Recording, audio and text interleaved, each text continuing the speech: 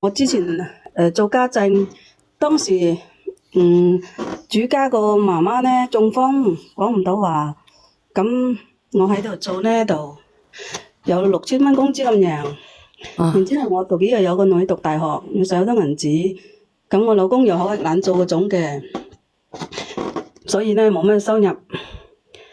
咁呢有陣時候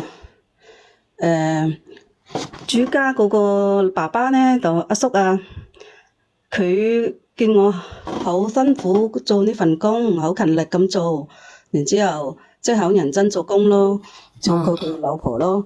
咁佢呢就偷偷啲每個月呢俾多3000幾蚊我啊。哦，點解佢每個月偷偷地俾多3000幾蚊你嘅？咁佢見我做得好勤力嘛，做佢老婆照顧得好好啊。又見我家庭可能困難啲咯。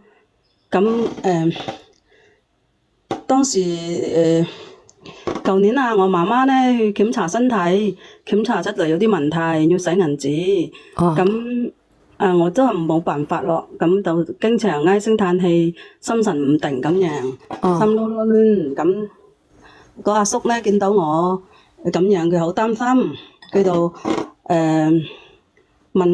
就主動咁樣攞咗5萬蚊俾我媽媽。咁我當時就好感動，因為我從來都冇收過咁多銀紙嗬，我冇有男人對我咁好。咁佢呢收咗佢啲銀紙之後呢，咁佢成日想睡我，想睡我啦，係嘛？想同我拍拖啦。咁我覺得好似唔好嘅話，咁樣都幫咗我，我仲去做呢啲咁失道德嘅事嗬。所以當時我一開始我係唔同意嘅。咁繼續快啲做啦。咁我好感動咯。之前佢都冇話強硬嚟對我都乜嘅。然之後呢，咁佢覺得我係一個好女人咯，所以呢，佢就講俾我聽，佢話佢老婆中風咗好多年啦，佢都係一個人咁過，好可憐啊。佢就想，佢話咁我哋啲做工咁耐，就等俾啲溫暖我啦。我又冇乜返屋企噶嘛。然之後呢，咁佢要求得多，見佢對我咁好之後呢，咁我就唔好意思再拒絕佢啦。咁即係點啊？自己個身子俾咗佢。你俾咗阿叔係咪將自己？係啊。咁你無啦啦做乜將自己俾咗佢啊？係啊，咁拒絕唔到啦。咁我自己又係佢60幾歲啊，我淨係40幾歲啫嘛。咁當時開始我係唔想咁樣做嘅，係嘛？咁然之後呢，咁見佢對我咁好，咁我又唔知點報答佢，係嘛？咁即係相許咯，將自己俾咗佢咯，係咪？係啊。咁之後呢，後面呢，細佬又飲醉咗1+1嗰啲，開車撞咗人。佢知道呢件事之後呢，佢又俾咗10個 W 咯。咁大方啊？係啊，所以呢，咁我就好感激佢咯。在佢哋屋企度好勤力咁做工，好伺候好佢2個老人家。你一邊伺候2個老人家，伺候佢老婆，又服侍埋個阿叔，係咪？係咪啊？點解後面我就過年前呢，嗰個阿叔啊喺騎馬嘅時候呢，就突然間身體唔舒服咯。咁我就送咗佢去醫院。即係點解身體唔舒服啊？可能老人家呢，唔知道係乜嘢，係咪馬上風嗰種咯，中風嘅狀態咯。即係佢幫你搞嘢嘅時候唔舒服。係啊，咁就後面就咁你都噏得出嚟㗎？咁佢唔舒服，你都同佢搞？咁係騎馬嘅過程中唔舒服啊嘛。騎馬你都識啊？你都好犀利啊！咁真係馬上風喎，咁啊。可能係啦，咁見佢唔舒服就肯定停止噶啦，就送去醫院啦嗬。去醫院醫好，咁佢新抱知道咗到乜嘢個家公會突然間有病去醫院嘅，平時好地地係嘛，又唔係。係咯，原來咧走去騎馬係咪？咁佢後尾就查咯，佢查咧查到佢見佢家公好似轉咗幾筆銀紙出嚟俾我咁喎。唔知道點做啊？阿姐姐，你知唔知道大筆咁樣嘅？阿豆你喺邊度啊？豆，嗱，識法律嘅朋友仔咧，你可以連上嚟㗎吓。阿姐姐，你等等我先吓，你等等我先睇有冇啲有花2蚊雞連上嚟啦。喂，係我又同你加法律知識啊。你讀過法律嘅係咪阿叔？冇讀過，我冇讀過，我只係知少少法律代表啫。哦，咁你既然咁鳩屎下嘅，你就講講先，等我亦都下一次鳩屎翻晒先嚟。人哋依家未離婚，你仲係要俾翻啲錢俾人哋啦，知唔知啊？你收咗人哋錢煩啊！你收咗人哋錢，同人哋有呢啲有婚外情嘅關係，呢啲錢你全部都要俾翻俾人哋，知唔知？加上人哋個老婆仲未死，仲喺度瞓喺張床度啫嘛，你知唔知啊？你冇得煩噶，呢啲係鬼你要為你自己個認知去埋單啦，冇辦法噶。咁佢係自願俾我噶嘛，又唔係我一個被告，咁就死咗咯喎。因為你同佢係有呢一層關係，你亦都係佢未離婚，你亦都係在婚內，知唔知啊？仲要有轉賬記錄添，走唔甩噶啦，呢啲錢要嘔翻俾人哋啦。你呢個行為同上一個係完全一模一樣嘅，知唔知啊？係咯，我都覺得係喎，阿姐姐。咁我而係啲銀紙係唔使嘅話，我當然俾翻佢啊，但係使咗咯喎，呢啲錢。你個問題嚟嘅啫，人哋肯定係起訴你㗎。好似媽媽啲又拎咗銀紙去醫病咯，咁後面啲撞車有啲又賠咗俾人哋咯，所以我身上邊有錢啫，咁我都想還翻。人哋肯定要追討你嘅，法院起訴你之後，你點樣還咧？人哋自願俾過呢啲，佢阿叔佢又冇讓我俾翻，係咪先啦？咁知唔知？人佢呢啲係屬於共同財產嚟嘅，同佢老婆，你明唔明啊？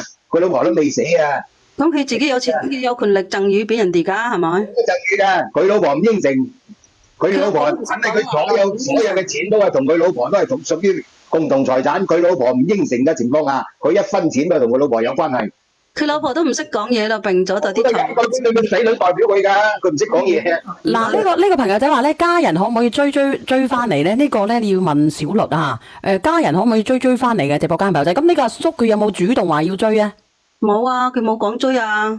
佢冇講追，佢嘅新抱一定要追係咪？係啊。佢都一樣係啫，佢可唔可以㗎？因為我唔係好懂啊。你明唔明啫？到最後嗰個阿叔一定會企喺嗰個佢自己屋企人嗰邊㗎。我你唔好講嘢。我同你講啊，嗱，姐姐，我同你上嚟講俾你聽係贈與嗰度。我同你講，你自己自願俾嘅。你聽我講，姐姐，因為佢係夫妻共產，就算你話阿叔贈與，佢老婆都要同意。因為我贈與俾我個女，小遠知㗎。我將我啲名，我嗰時同你講，我啲財產贈俾我個女，都要兩公婆在場簽名同意。好啦，而家佢老婆喺張床度，係唔識寫唔識成嘅，就要委託人。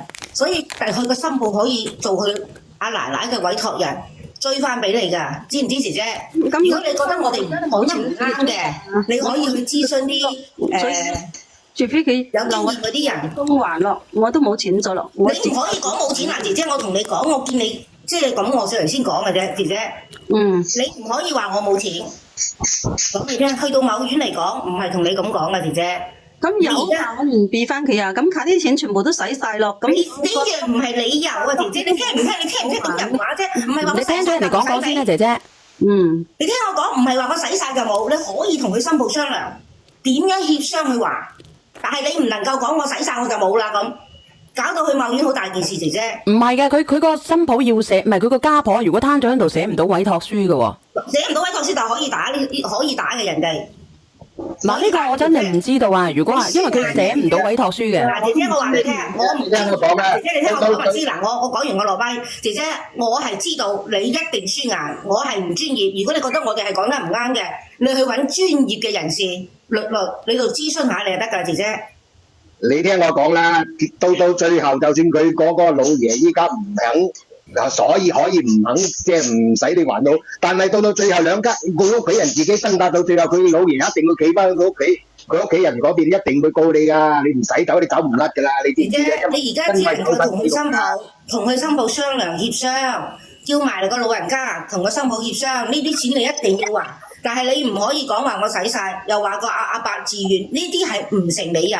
去到某院唔成理由嗱，你唔信你就算，我當時又唔想，因為你嘅認知太差，我先上嚟講你嘅啫，姐姐。你唔想件事搞大，唔想你老公知道，唔想你屋企人知道，唔想你啲仔女知道咧，你就最好就自己私下協商點樣去還呢啲錢。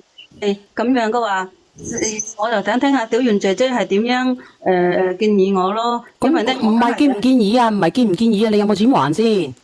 冇啊，我冇錢還啊。你咁樣啦，你可以同佢商量嘅，或者同佢新抱，因為佢個家公咧唔願意，即係冇追究你嘅，你同佢新抱，你話俾佢知，我錢就冇咩咁多噶啦，你睇下可唔可以俾一部分咯？有一部分你自己還唔到咯，你同佢協商，人哋願意嘅，咁你咪俾咗人哋咪算數咯。從此之後咧，你就唔好再同阿叔有來往啦，因為阿叔好鹹濕噶。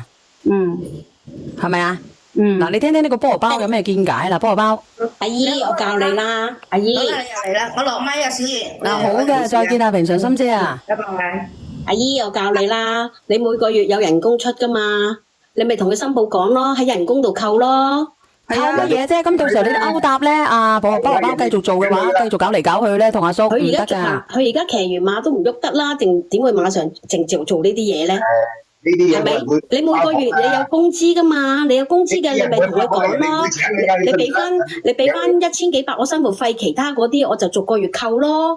係咯，呢個建議好好啊，我都咁你咪嗱，你聽我講先，你逐個月扣，你話我會盡心盡力照顧兩個老人家噶啦。咁我而家現在就冇錢還，咁你係逐個月扣，咁你就可以協商下㗎。你話我都乜嘢啦？你可唔可以嗰個銀碼縮少少？咁啊唔能夠話縮到幾萬嘅，你而家10幾萬喎，15萬喎。你可以縮到應該可以嘅，你睇下點樣啦。你咪縮到10萬咯。咁你嗰個兩個老人家我唔係就佢咩，你咪繼續照顧佢咯，照顧到佢百年歸老嗰陣時，你話我就可以離開就唔使還呢筆。咁你意思即係話叫佢服侍阿大姐同埋阿伯虎啊？係啦，你繼續照顧佢，你就用人工嚟扣。你問下佢新抱願唔願意啦？反正而家兩個老坑都咁樣咯，一個馬上風咯，一個而家係喺度咯，而家你要有誠意，人哋先會同你傾㗎。你冇誠意咧，人哋唔會同你傾㗎。哎呀，我冇錢啊，我邊度有錢還啊？你同人哋咁樣講，人哋唔會理你㗎。我話俾你聽，喺人哋對方嚟講咧，覺得你唔係佢自己都要生活嘅。你睇可唔可以？你原本6000嘅，你可唔可以每月還佢2000，你收4000平平地佢都願意嘅。如果你話我照顧到佢哋，同你攞2000生活費啊，你就還4000就快啲還晒佢。你覺得爭人錢會好舒服？係啦，你可唔可以咁樣咯？遲啲先咯。你又驚死啊！你又梗係啦，咁樣搞到咁樣。我話俾你聽啊，佛紙咧就包唔住火嘅。當你一穿咗煲咧，你就真係咧兩頭唔到岸嗰陣時咧，你就最麻煩噶。我話俾你聽，啲仔女睇你唔起。嗱，第一你聽我講，啲仔女睇你唔起，係咪啊？老公啊覺得你貪錢就出軌。我話俾你聽，你兩頭唔到岸嗰陣時，你淨屙啲吉弟。我話俾你聽，你自己諗下。好慘嘅，其實都係咪？姐姐你講啦。係啊，咁我有個女要讀書喎。嗱，每個月都要2000零蚊生活費。咪係咯，咁你咪要分2000零蚊，剩咗啲咪還錢咯。咁佢都要生活㗎，應該還。你睇下咁樣就得㗎啦。你喺度食喺度住，你6000蚊，你俾4000蚊，你自己留4000，你俾2000蚊人哋，你照顧人哋終老，我覺得都可以㗎啦，菠蘿包。我啊覺得調翻轉頭，我到時同佢新抱傾下啦。佢喺度食喺嗰度住。依家都係你哋喺度傾啫。如果至於對方人哋唔肯嘅情況下，你點樣面對啊？你最緊要誠意。嗱，倒數第一咪。我講一個真實嘅例子俾你。我阿嬸走咗，然之後咧，我阿叔就請咗個保姆翻去照顧佢嘅。咁然之後咧，又兩個就係同呢個姐姐一模一樣。我阿叔就俾呢個保姆就埋嚟溫溫頓，當時就俾得8萬蚊佢。咁後尾過咗2年之後咧，我嗰個堂妹即係我叔個女知道之後，佢又揾我嚟追翻嚟嘅。咁點啊？你要寫份協議啊！如果你照顧到佢終老嘅時候，係咯。但係當時嗰個保姆同我嗰個阿叔也都咁講噶，都係自願贈與嘅。但係我嗰個妹都係揾律師追咗翻嚟嘅。你冇得走嘅呢啲錢。哇，咁恐怖㗎！唔係恐怖啊！所以如果你應承照顧兩個老人家嘅，攞翻應得嘅嘢。唔係，人哋應承攞翻應得嘅嘢。你唔得啊，因為冇錢。咧當時個保姆都咁樣講。上咗法庭都係判平嘅，仲喺度大鬧法庭話我冇錢啊，喺度喊晒口嘅。咁最後尾咪攞翻有得嗰啲賴嘅咩？所以阿姨我教你就做個協商就最好噶啦。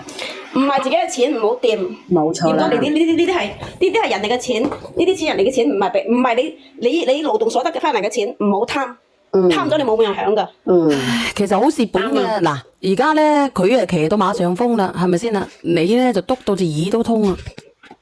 你依家仲要面對你屋企人啊！如果你你個女知道好啦，好啦，阿姐姐，你幫佢協商睇睇咁樣得唔得啦？你照顧佢4000蚊一個保姆，照顧2個老人家，好艱難揾嘅，佢應該計咁你可以2個，你可以叫加少少錢嘅。係啦呀。你又因為大家講啫嘛，你誠意啲同佢講，你話而家2個我又會辛苦啲嘅，2個都要1萬蚊啦，你請2個，你收4000蚊嘅，扣6000蚊咪加多咯。少少，一個咁多嘅，你咪話2個就係咁多，咁你咪攞起自己生活費嗰啲咪還翻俾人咯。還完之後啊，你自己都淨係一個硬項啊。你如果咁樣收埋俾你仔女知道咗啊，俾你老公知道咗啊，你就真係屙呢吉地啦，真係。你自己諗下啦，係咁。你自己諗啦，姐姐。好。好唔好？多謝晒你嘅建議你可以叫埋你個大嫂，唔係你個邊個啊？你個僱主嗰個新抱上嚟傾下㗎，係，好唔好？你今晚你得閒嘅，你連上嚟得噶啦，叫埋佢。第日先啦。第日佢驚死啊，可能。講好啦，你自己中意啦吓。好啦，再見啦。好啦，拜拜。好啦，拜拜。拜拜，小燕姐姐我都落去啦。好嘅，再見啦吓。好，拜拜。